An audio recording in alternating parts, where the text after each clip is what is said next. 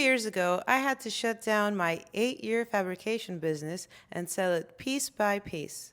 The CNC machines, the 3D printers, all the equipment. Because I had built what I thought was a business, but was actually just an expensive hobby that required me to show up every single day. I left probably millions on the table because I didn't know the difference between selling assets and selling a business. But here's the crazy part. Last month, I helped a client prepare their service business for sale, and we got it valued at 4.2x their annual revenue. That's $2.1 million for a business doing $500,000 per year. The difference? These 5 things I'm about to show you in this video. And if you're a business owner who's wondering, could I actually sell this thing? Or what would happen if my business wasn't here tomorrow? This video will either give you hope or scare the hell out of you. By the way, I've created a 15-point business assessment tool that tells you exactly where your business stands right now. It's the same one I use with clients who pay me $6,000 for strategy sessions. Link is in the description. Point 1.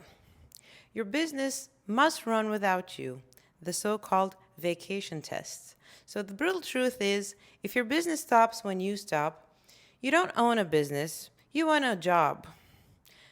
My embarrassing story is that I couldn't take a single day off in 8 years without everything falling apart. I remember one time my CNC had broken down and I had a delivery the next day, and I felt completely worthless as a human being because my entire value was tied up to operating that specific machine. So the vacation test is, could you disappear for 30 days and come back to a business that's still running and still profitable? What buyers for your business actually look for are documented processes that anyone can follow and key employees who can make decisions without you, but most importantly, they're systems that prevent the businesses from collapsing if you're not there. So a client example that I have was one CEO that was involved in every single decision.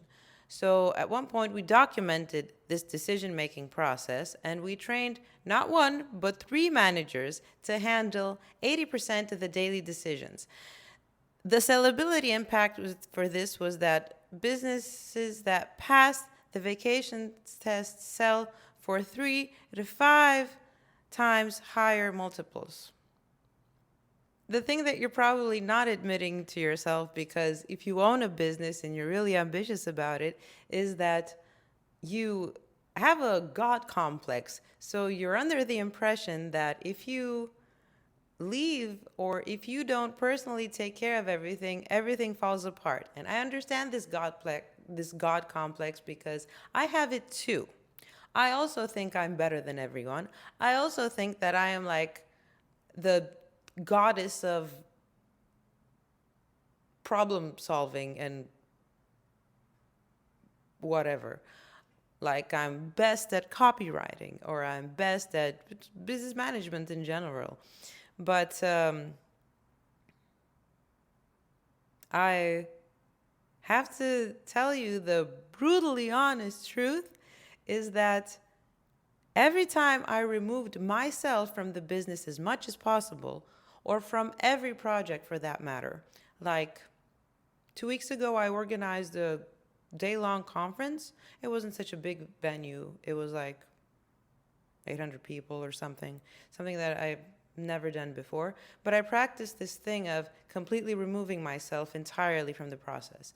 And not only was everything done 1 week before, but I didn't have to do anything during the event. And as a matter of fact, if I would have to do something, then I would basically turn it to shit. Like every time I would touch it would turn to shit. So I remember arriving there at like 7:30 a.m. and the thing started at 9:30. And not only was there nothing else to do, but I think at one point I even had the impulse to help out. And I realized that if I were to touch anything from all the processes I had built like 1 month prior, I would fuck it up. So, yes, if you actually want to raise capital either by diluting your shares, like selling parts of it, or selling the whole thing, or just taking your business somewhere to like a private loan, remember that you have to set it all up without you in order for it to work without you. Because at the end of the day, you actually suck. I know you probably don't want to hear this, and I know I shouldn't probably say this on YouTube to like potential clients, but you suck. And well, basically every time you want to design a process for your business, just keep in mind that you suck and figure out ways to eliminate yourself entirely. You'd be surprised of the results that you have, because ultimately that is your ultimate responsibility as a business owner, to set it up to work without you. And find a different hobby. Anyway, point 2, clean, predictable financials, not just good enough bookkeeping. Most business owners lie to themselves about their finances, and I was there too. I used to think that as long as there's money in the account, we're fine. But that's not how buyers think. What I learned the hard way is that buyers want to see 3 years of clean, audited financials that show predictable growth. The 4 financial documents that determine your sellability is proper profit and loss statements monthly for 3 historical years, balance sheets showing assets versus liabilities, and cash flow statements proving you're not just moving money around. You also need customer concentration analysis, like no single customer over 20% of revenue. And red flags that kill deals are personal expenses mixed with business expenses, and I was there. Inconsistent revenue month to month, obviously I was there. No clear picture of customer acquisition costs versus lifetime value. I was there, but not for a very long time. A real example from a client is that he had great revenue, but terrible record keeping. And we had to spend 6 months cleaning up their books. And that actually added $400,000 to their ultimate valuation. The thing is, you can probably today, the fact that everybody's kind of passionate about investing their savings not only in the S&P 500 but also in like businesses, and this is what private equity really means, is that they don't really do their due diligence properly. And this happens, not doing proper due diligence happens at the low end. Even if like somebody has, like a household has $50,000 they want to invest in a business, which they can totally do, especially in the United States, they just go like, yeah, that sounds like a good idea. That sounds like there's going to be growth opportunity there. You really can't blame them.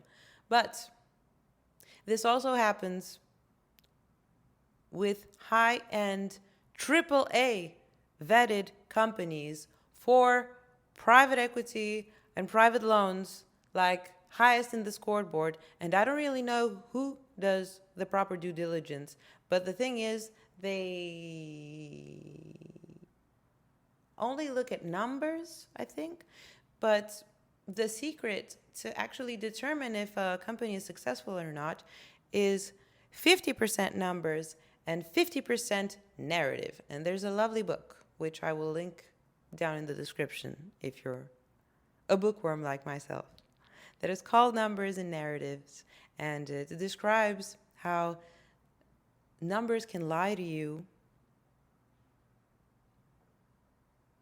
And sometimes a narrative depicts a story way more accurately than just numbers because it's not about the what, but it's about the who. And that who means leadership, integrity, proper business relationships. I always say this in my videos, but proper leadership means the ultimate value of the founder, the owner, the CEO, and how they bet their own skin.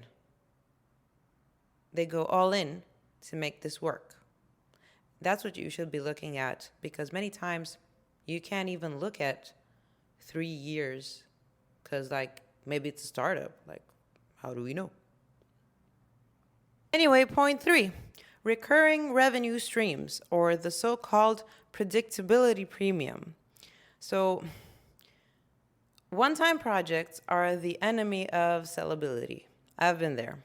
Buyers pay premium multiples for predictable recurring revenue, and my fabrication business mistake was that every month we started from zero. No recurring clients, no service contracts, no predictable income. So there's three types of recurring revenue that buyers love: either subscription or retainer models that are obviously monthly recurring revenue, or service contracts with annual maintenance and support agreements, and consumable products because clients need to reorder regularly. As a transformation example, one client was doing one-off web design projects for 5K each, and we shifted to monthly maintenance plus hosting packages of $500 a month. So we had the same clients, but now 60% of the revenue was recurring. So the valuation jumped from 2x to 4.5x annual revenue. So the magic number here you have to remember is that buyers want to see at least 40% recurring revenue. And I know that may be difficult for a business owner who has a service business, but you can be very inventive because if your services are on a monthly retainer fee, then that, first of all, for a 1 year long span, that actually grows the LTV, the lifetime value of the customer. But at the same time, you are offering that customer financing, which is great. Like, let's say you have a $25,000 one time high ticket. Let's try and reframe that into, so that means that person, lifetime value, 25,000. Regardless of the fact that 12 months passed, you're gonna invoice that person maybe 50% upfront and then 50% on delivery, which is what? 12.5 thousand. But that means that over the course of 12 months, that LTV for that one particular client is going to be 25K. Let's think of something else. Let's think of monthly.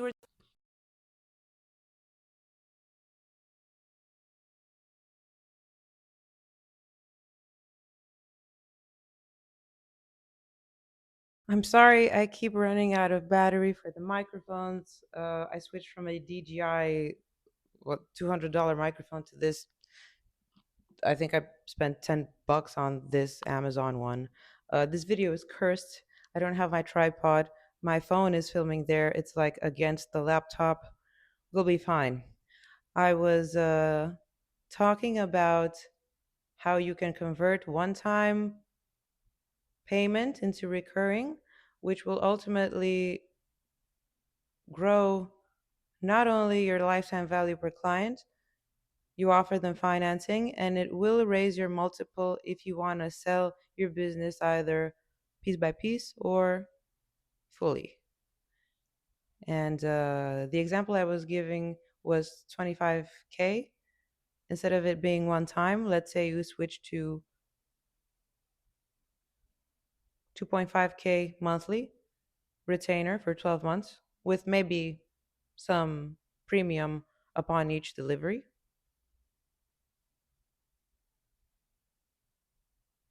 which wouldn't be high, it would be like an extra grand or maybe 1500 or something to not scare the person off. And that ultimately means what if it's 3K monthly retainer,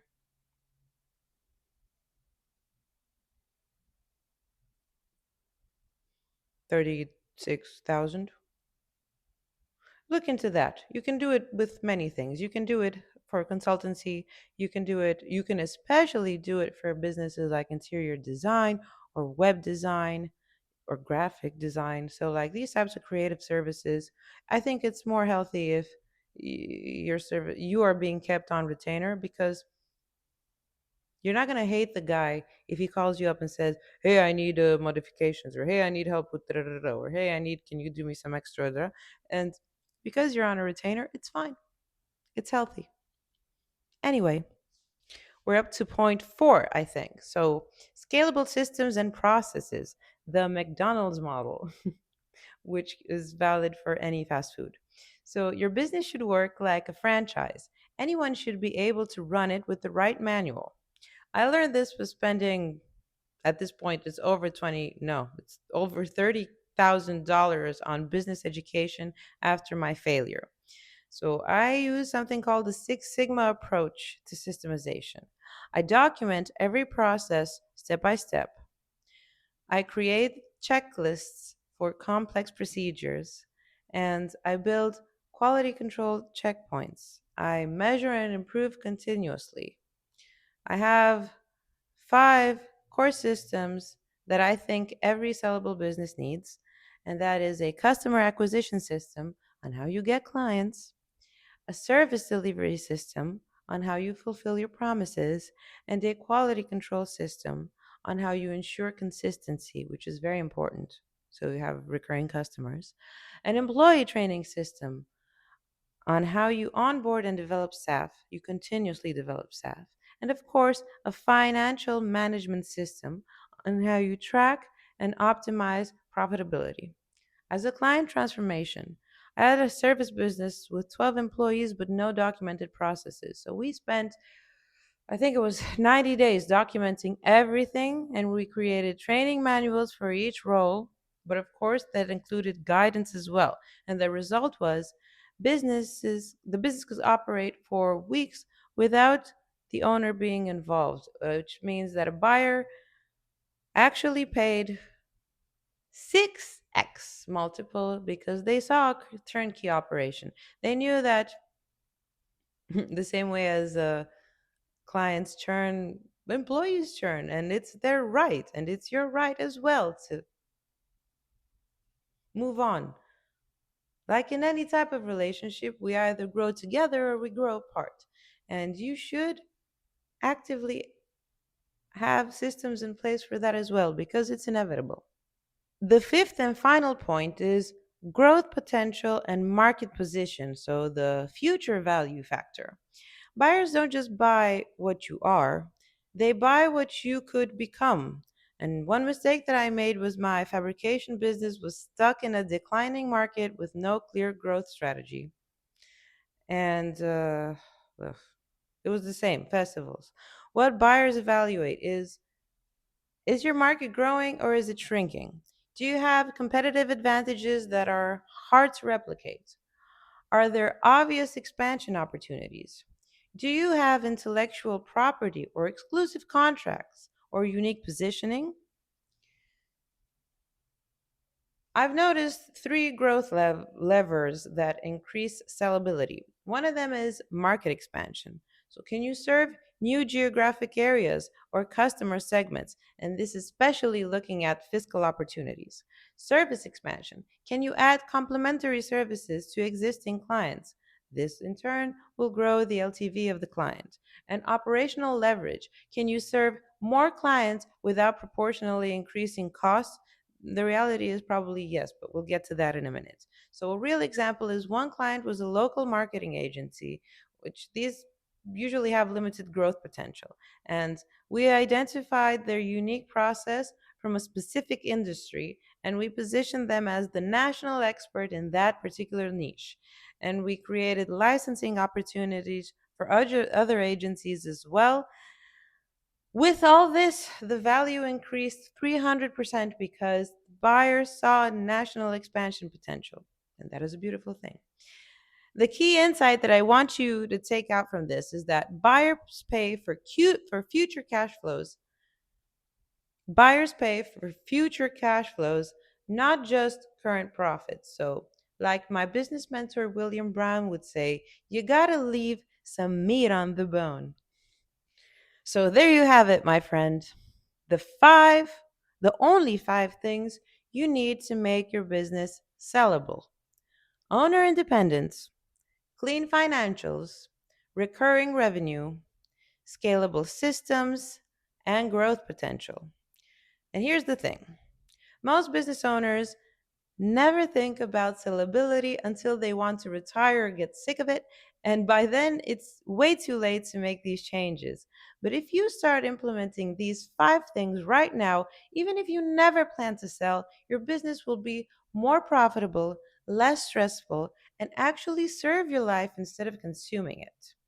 Now, I know you're probably wondering at this point, where does my business stand right now? That's why I created something that I've mentioned before: the Sellable Business Assessment. It's a 15-point diagnosis that shows you exactly which of these five areas need work and gives you a sellability score between 0 and 100. It's the same assessment I use with my clients who pay me 6 grand for strategy sessions, but I'm giving it to you free. Just click the first link in the description, answer 15 quick questions, and you'll get your custom report immediately.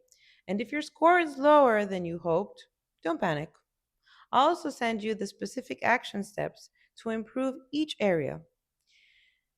The entrepreneurs who take action on this stuff are the ones who build businesses that fund their freedom instead of stealing it. Go grab that assessment now, and I'll see you in the next video where I'm breaking down the exact Six Sigma methodology I use to eliminate profit leaks in any business. Fair warning, I've been told that in that video I have beyond soulless eyes, and that is because my boyfriend just broke up with me one day prior. See you there.